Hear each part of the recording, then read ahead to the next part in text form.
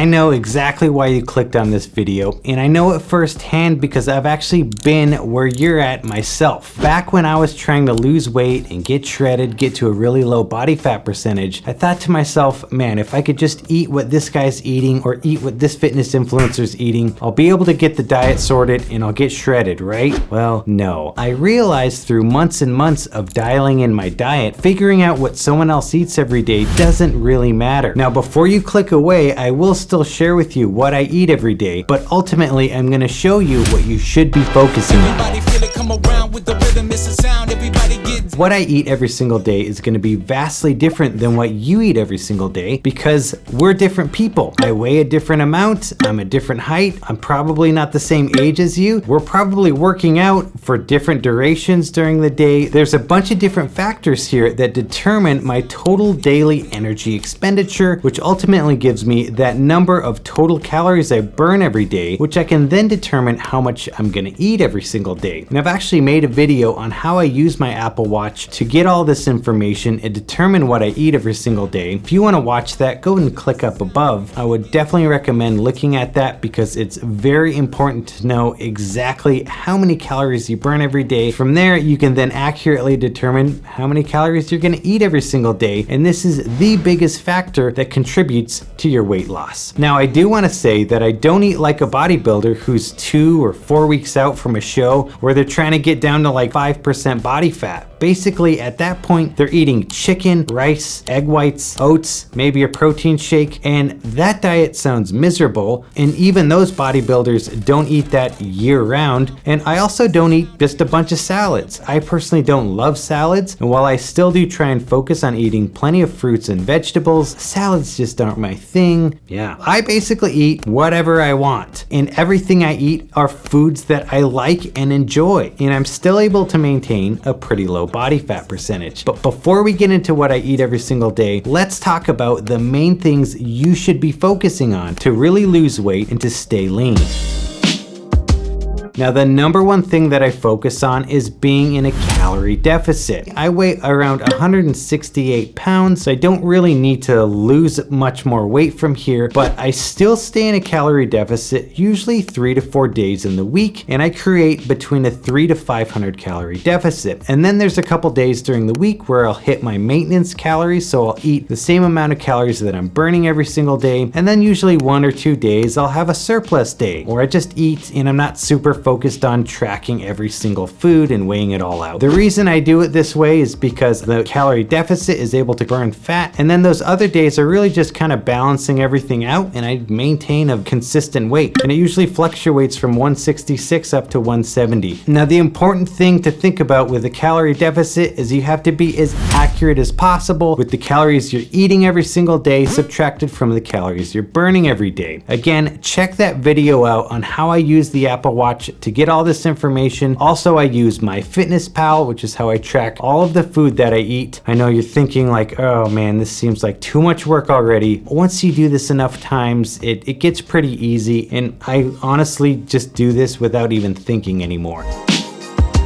Now, the next main thing that I focus on is protein. I don't track my macros, I just make sure I hit 1 gram of protein per pound of body weight. And then from there, I just add in fats and carbs as I want. But the main thing every single day is that I'm eating between 170, even up to 190 grams of protein. Believe me when I say protein will keep you fuller for a lot longer than just a big bowl of bread. I can't stress it enough how important it is for you to eat protein. Whether it's chicken, whether it's pea protein, protein from milk, protein from Greek yogurt, however you can get protein and put it in your body, do it. You're gonna stay nice and full and happy. Calorie deficit, hit those protein goals. Now again, you can use MyFitnessPal. That's the app that I use to track everything, but also I'm weighing all of it so I know exactly how much protein I'm getting in every day. I know you might think, man, you're seriously weighing the food that you eat. It's fine, it's not even that hard. You do it enough times, you get used to it and you don't even think about it. Just try it. Like, don't be so in your head about it. Just start doing doing it and you'll forget that you even do it after like a couple months.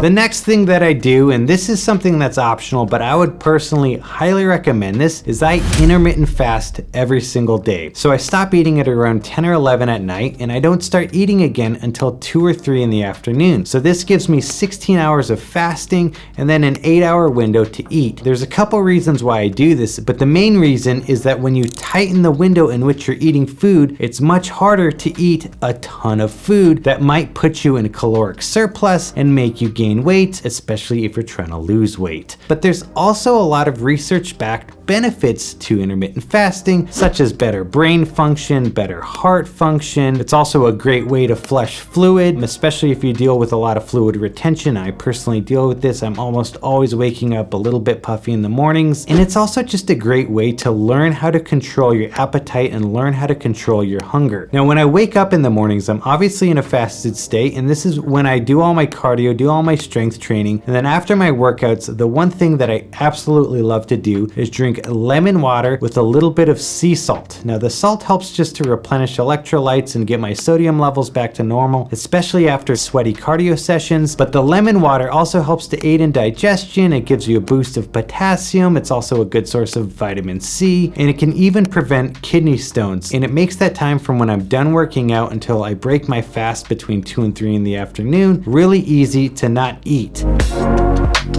And the last thing that you should be focusing on, and anyone should be focusing on, is hitting your micronutrients, getting all the vitamins you need, things like iron, vitamin D, vitamin K, potassium, vitamin A, you get it. Definitely focus on that as well, and I don't want to go through this whole video without making a point of that. But with all that said, let's talk about what I eat in a day. This meal is almost always the same exact thing every single day. So it almost always looks like a protein shake, a pear, Dave's bread, a protein bar, and then maybe some Greek yogurt and some bulletproof chocolate that's got some really good fats in it. And this meal usually ends up being around 1,000 calories, and it's usually between 80 and 90 grams of protein. So this meal is very, very filling, and it keeps me full all the way until I eat dinner between 8 and 9 at night.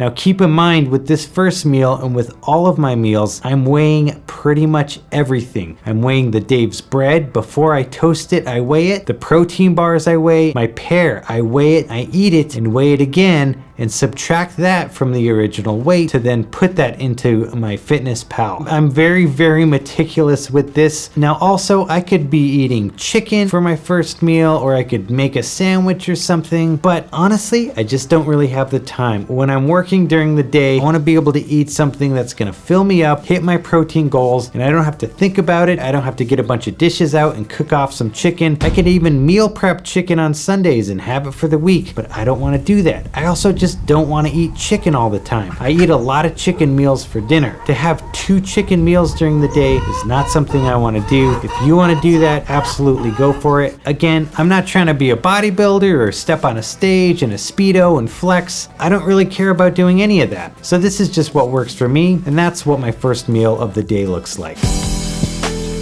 So my second meal is usually dinner, and this is usually between 8 and 9 p.m. at night. Now these meals can vary quite a bit. Anything from chicken tacos to salmon and broccoli to chicken and rice. It's kind of like a Chipotle bowl, but we make it at home. And sometimes we even eat out. Sometimes we'll order pizza or order Chipotle or order something else. It just depends what day of the week it is and whether or not I'm really trying to maintain a calorie deficit or just enjoy and maybe have one of those surplus days, which usually ends up being like a Sunday. But for the most part, these meals end up being somewhere between 600 and 800 calories and usually between 50 and 70 grams of protein. And these dinner meals are all meals that I absolutely love. And this is something that I really had to get my mindset out of, is thinking that I just had to eat that bodybuilder diet of chicken, rice, and egg whites or a bunch of salads, and that's the only thing I can eat if I want to maintain a super low body fat percentage. But the more I do this, the more I realize, like, dude, I can literally eat whatever I want if I'm maintaining, for the most part, a calorie deficit and I'm hitting my protein goals.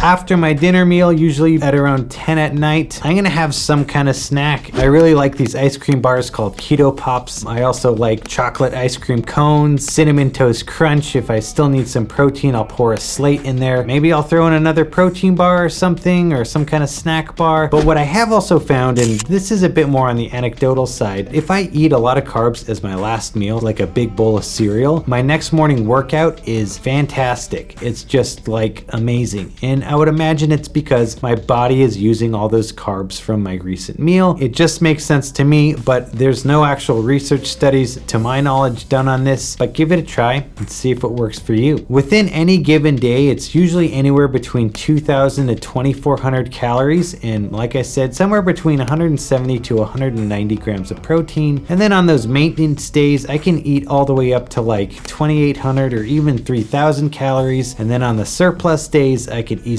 eat 3,000 plus calories. Allie and I will go get Dunkin' Donuts, I'll go get Starbucks, we'll eat out. The biggest thing with this is really finding a nice balance, because I don't want to create too steep of a deficit during the week to where my body is really hungry on those more indulgent days and I just end up eating way too much. One thing I do want to note is that I do avoid pretty much all liquid calories. Try and find a good balance with things like alcohol or any additional like liquid calories that you're drinking. I personally love these. They're Zevias and they're 0-calorie sodas and they're honestly delicious. The creamy root beer flavor is just fantastic.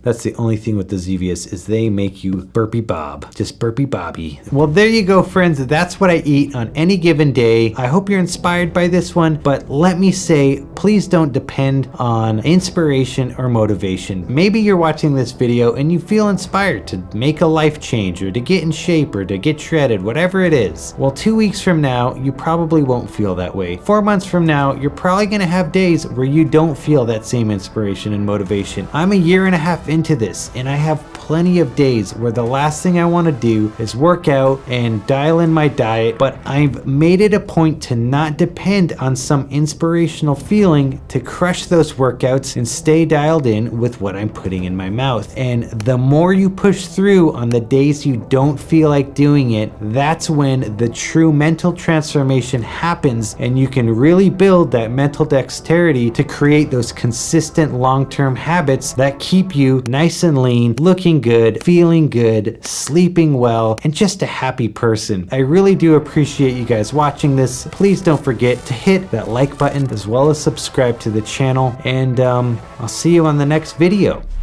Peace.